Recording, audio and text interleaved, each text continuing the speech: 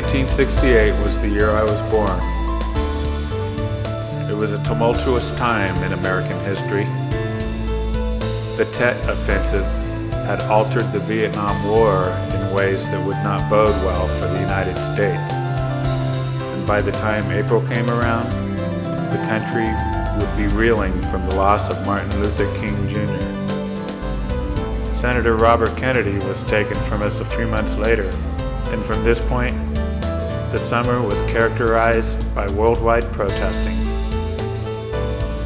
It was in this climate that I was born at St. Vincent's Hospital, Little Rock, Arkansas.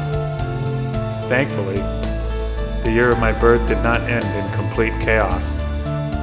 The country's space program had been very active. NASA's Apollo 8 mission was the first to bring humans within the vicinity of the moon. Being part of a military family, the next 4 years of my life were spent in Madrid, Spain.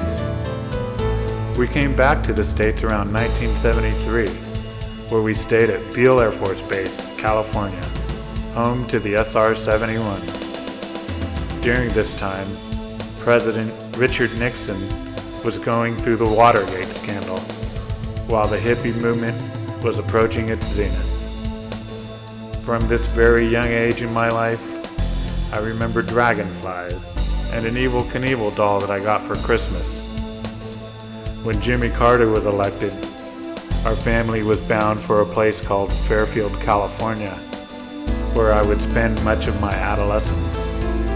By this point, I had become well acquainted with the band Kiss, and when Star Wars came out, you would have seen me at the Texas Street Theater East, in line with a bunch of people waiting to see the movie.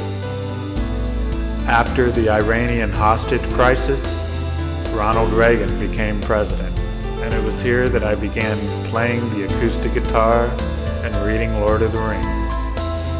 I entered high school steeped in a heavy metal phase and spent many hours learning how to play music, ranging from Jimi Hendrix to Van Halen to Slayer and Metallica. Sadly, the 1980s were known for an expanding war on drugs, a culture that reflected all around the Northern California area where I lived. And yet I was able to graduate in spite of it all, class of 1987. The Gulf War began my experience with the 1990s, along with Bill Clinton's election win over George Herbert Walker Bush.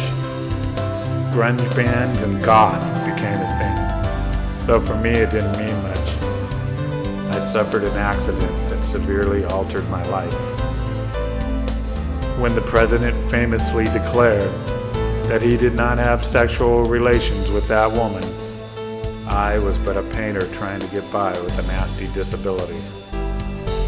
It didn't stop me from being a serious fan of the X-Files, and it was around this time that I started learning about the internet. I also started keeping a diary after reading Frankenstein and Dracula to help me get through the many hours of pain I was going through.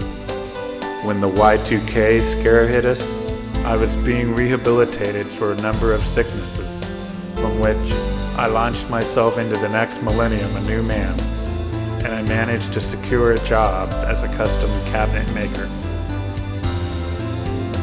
And then 9/11 changed the world, and I began to change as well. After George W. Bush was re-elected, following all the drama over weapons of mass destruction, I decided that I needed to go back to school.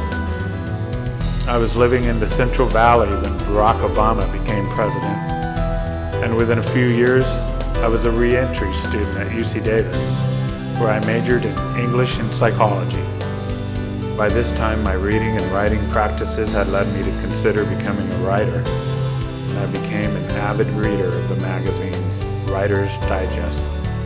It wasn't until after I made it through grad school at Sonoma State that my writing became remotely worthy of reading.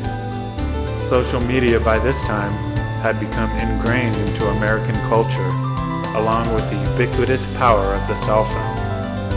In fact, along with things like artificial intelligence and robotics, nanotechnology and quantum computing, along with the myriad of apps that would accomplish most any task a person could think of. It seemed there wasn't a technology around that wasn't ready to enter the world of futuristic modernity. For my part, I was finally becoming well knowledgeable about blogging and various other computerized advancements pertaining to the craft of writing. It wasn't long after the Trump election that I began to realize I wanted to see my writing in print. I began researching the process of self-publishing and decided to release my first collection of paranormal short stories entitled 14 Tales. And because I wanted to maintain the rhythm of publishing, 8 months before the COVID-19 outbreak, I released my first novel, Delicate Soul, followed by another collection of short stories entitled 14 Tales Part 2. Nowadays, I am 50 years in America, and with any luck, I'll be back in 50 more years to make another video as a companion piece, with plenty of other books published for my beloved readers.